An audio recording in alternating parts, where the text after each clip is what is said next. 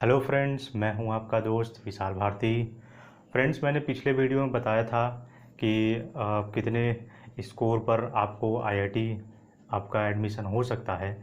Friends, आज मैं बताने वाला हूं कि आप प्रिपरेशन कैसे करेंगे कि जिससे आपका जो भी आप अच्छे से कोई सब्जेक्ट आप तैयारी कर रहे हैं उसमें आप अच्छे मार्क्स पा सकें। और फ्रेंड्स, आप तो जानते ही हैं कि तीनों सब्जेक्ट होते हैं, फिजिक्स, केमिस्ट्री, मैथ, और तीनों में आपको अच्छे मार्क्स लाने होंगे। तो कल मैंने एक बात बताया था कि 175 अगर यदि आपका मार्क्स आया हुआ है जेई मेंस में, तो आपको एनआईटी आपको मिल जाएगा। और यदि आप और अच्छा आप मार्क्स जितना ज़्यादा लाएंगे आपको उतना अच्छा कॉलेज मिलेगा। तो मतलब आपको सरकारी आपको कॉलेज मिल जाएगा। और जेई एडवांस के लिए आपको तो उसमें कड़ी मेहनत करनी पड़ेगी आईआईटी कॉलेज लेने के लिए। और जेई मेंस और जेई एडवांस में क्या डिफरेंस होता है मैंने बताया था।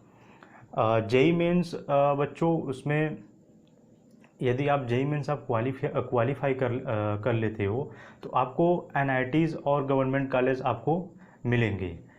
लेकिन आपको आईआईटी कॉलेज उसमें नहीं मिलेगा। आपको आपको क्वालिफाई करने के लिए जेई एडवांस क्वालिफाई करना होगा। तो जब आप जेई मेंस आप पास कर लोगे तो 2 लाख बच्चों को उसमें से लिया जाएगा और 2 लाख बच्चे जेई एडवांस में वहाँ पर एग्ज़ाम में बैठेंगे। वहाँ पर आपको 2 पेपर देने होंगे, पेपर 1 और पेपर 2, जिसमें से आप, और उसमें कैटेगरी 3 होती हैं। सबसे पहला आपका जो पेपर 1 और पेपर 2 आप एग्ज़ाम देंगे, दूसरा आर्किटेक्चर लेवल का होता है और तीसरा प्लानिंग भी करके होता है। तो जिस बच्चे को आर्किटेक्ट में मकान बनाने में अगर इंटरेस्ट है तो वो एग्ज़ाम दे सकता है। और यदि आप सिर्फ गवर्नमेंट कॉलेज में या आईआईटी कॉलेज में आप एडमिशन लेना चाहते हो तो आपको जेई एडवांस अच्छे मार्क्स के साथ आपको तैयारी करना पड़ेगा। तो फ्रेंड्स, देखिए, अगर आप कोचिंग कर रहे हो या नहीं कर रहे हो तो आप, यदि आप कहीं से भी अगर आप का कोई अगर गाइडेंस है तो ज़रूर आप उससे हेल्प लीजिए, क्योंकि बिना गाइडेंस के बच्चों नहीं होगा, क्योंकि उसमें गाइडेंस की बहुत ज़रूरत होती है। तो सबसे पहले फ्रेंड्स मैं बताऊंगा कि जेई मेंस की यदि आप तैयारी कर रहे हो तो जेई मेंस के लिए सारे आपके ऑब्जेक्टिव होते हैं। और न्यूमेरिकल में भी आपके न्यूमेरिकल में 10 out of 5 क्वेश्चन करने पड़ते हैं। तो सबसे पहले मैं बात कर रहा हूँ मैथ्स के बच्चों। अब मैथ्स में क्या है बच्चों की, उसमें आपके ऑब्जेक्टिव टाइप के क्वेश्चन आएंगे। अब लोग बच्चे क्या करेंगे कि सबसे पहले कई कैटेगरी के बच्चे होते हैं जो पहली बार एग्ज़ाम में बैठ रहे हैं। मैं जो पहली बार एग्ज़ाम बैठ रहे हैं मैं उनके बारे में बता रहा हूँ। तो सबसे पहले तो बहुत ज़्यादा प्रेशर ले लेते हैं कि अरे मुझे सारा क्वेश्चन करके आना है, नहीं करूँगा तो मेरा गड़बड़ हो जाएगा। और ये हर कम्पिटिटिव एग्ज़ाम के लिए फ्रेंड्स ये रूल बहुत बेकार है कि मुझे सब क्वेश्चन करना है। ऐसा बिल्कुल नहीं करना है। सबसे पहले जो आपको क्वेश्चन आ रहा है आप पहले उसी को कीजिए। और मान लीजिए आपने जो क्वेश्चन आया है वो क्वेश्चन का लिमिट बहुत कम है, तो आप सबसे पहले जो अच्छे से आ रहा है पहले उसको कीजिए। बाकी जो आपका क्वेश्चन बचता है, तो यदि आपको टाइम मिलता है तो आप ज़रूर उस पर आप फोकस करिए और कोशिश करिए कि ये मेरा क्वेश्चन सही हो। क्योंकि फ्रेंड्स उसमें नेगेटिव मार्किंग भी होता है। तो नेगेटिव मार्किंग से बचने के लिए आप, यदि वो क्वेश्चन नहीं आ रहा है तो आप उसको स्किप कर दें, आप नेक्स्ट क्वेश्चन देखें। और आपको 3 घंटे का आपको टाइम मिलेगा तो आप अच्छे से पूरा अब क्वेश्चन आप कर सकते हो यदि आपने अच्छे तैयारी की हुई है। और ये रूल मैं तीनों सब्जेक्ट के लिए बता रहा हूँ, फिजिक्स, केमिस्ट्री, मैथ, तीनों के लिए। और जो मेरे प्यारे बच्चे जो बायोलॉजी के लिए नीट की जो प्रिपरेशन कर रहे हैं उनके लिए भी यही रूल है। और फ्रेंड्स, यदि मैं बात करूँ और दूसरे टिप्स की, तो फ्रेंड्स सबसे ज़रूरी बात है कि आप जितना ज़्यादा आप उसका प्रैक्टिस करोगे, आपने तो टीचर का भी नोट्स बनाया होगा और ख़ुद का भी आपने रफ कॉपी पे आपने बनाया होगा नोट्स। तो सबसे ज़रूरी है कि आप उसको रिवाइज़ करें, ज़्यादा से ज़्यादा रिवाइज़ करें, क्योंकि आप रिकॉर्ड उठाकर देख लीजिए, या आपके स्कूल का कोई टॉपर हो, या पूरे वर्ल्ड वाइड का कोई टॉपर हो, या कोई नेशनल लेवल पे कोई टॉपर हो, तो आप उनका एक कॉमन चीज़ आप ज़रूर देखेंगे कि वो हमेशा जो भी वो काम कर रहा है उसको रिपीट करता रहता है। जितना ज़्यादा आप रिवीजन करेंगे, रिपीट करेंगे, उतना ज़्यादा आपके माइंड में वो याद रहेगा। तो सबसे ज़रूरी बात है, जो भी आपने पढ़ा है उसको आप रिवीजन करते रहिए, बार बार उसका टेस्ट देते रहिए, मॉक टेस्ट दीजिए। और तीसरी सबसे बड़ी बात यह है कि बहुत सारे बच्चे ऐसे हैं जो यहाँ का नोट्स, वहाँ का नोट्स, और नोट्स लेकर पढ़ते हैं और बस एक रफ में बस ऐसे ऐसे करेंगे हो जाएगा।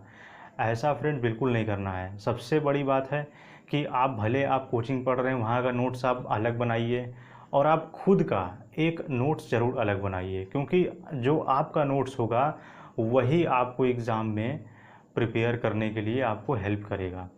तो जितना अच्छा आप नोट्स बनाएंगे, अब नोट्स बनाने के भी तरीके होते हैं फ्रेंड्स। मैंने देखा है बहुत सारे बच्चों का जो एक ही कॉपी पे फिजिक्स भी लगा रहे हैं, केमिस्ट्री भी लगा रहे हैं, और उसी में मैथ्स भी लगा रहे हैं।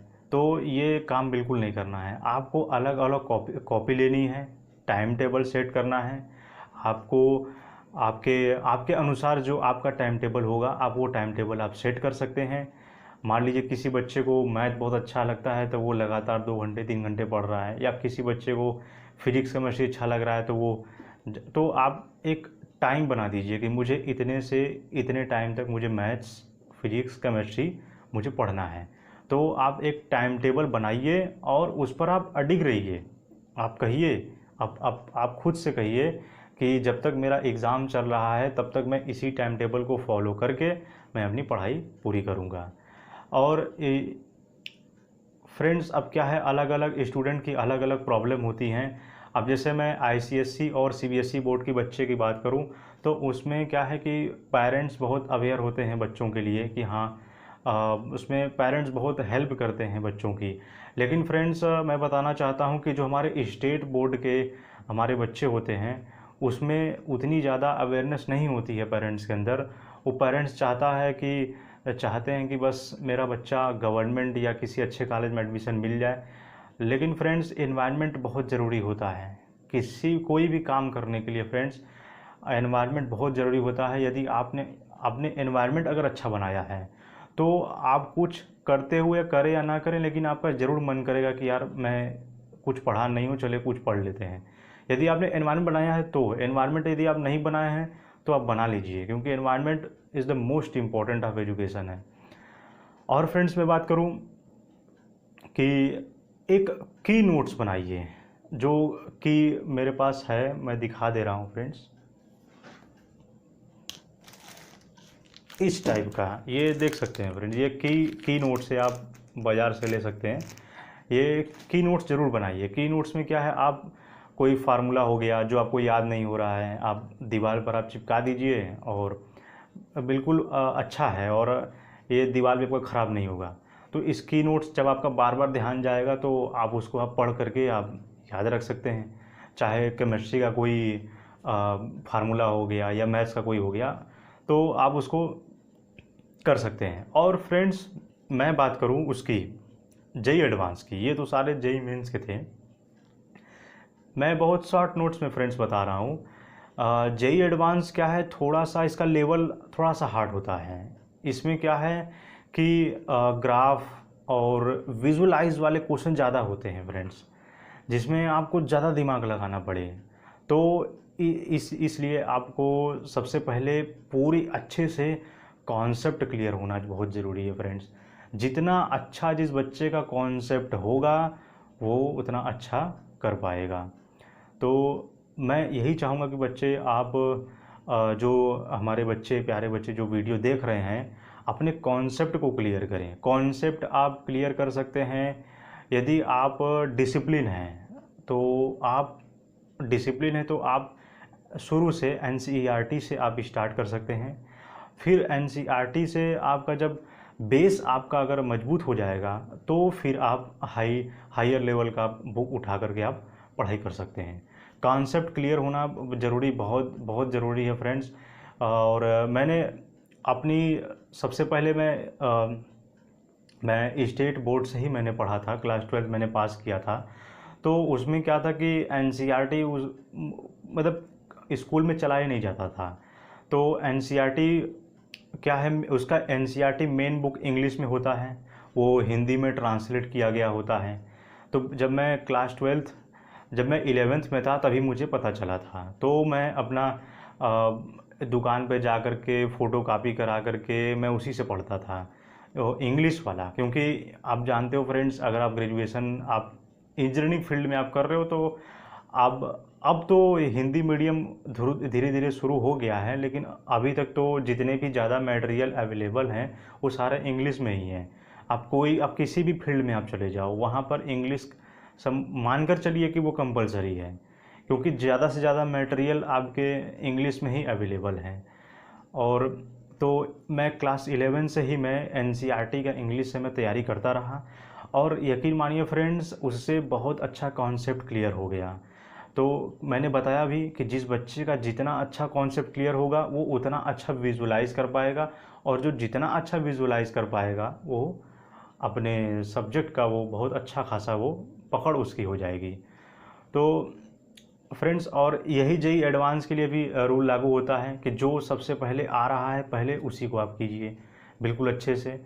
और एक क्वेश्चन अगर आप 1 मिनट का टाइम ले रहे हो, 2 मिनट का, 3 मिनट का, और ज़्यादा टाइम लग रहा है तो उसको आप स्किप करिए। भाई, लग रहा है कि आपको आ रहा है लेकिन वो ज़्यादा टाइम टेकिंग है, तो आप सबसे पहले उसको लगाइए जो आपको लगे कि हाँ, मैं इसको फास्ट तरीके से मैं लगा सकता हूँ और मेरा एक्यूरेटली आंसर आ सकता है।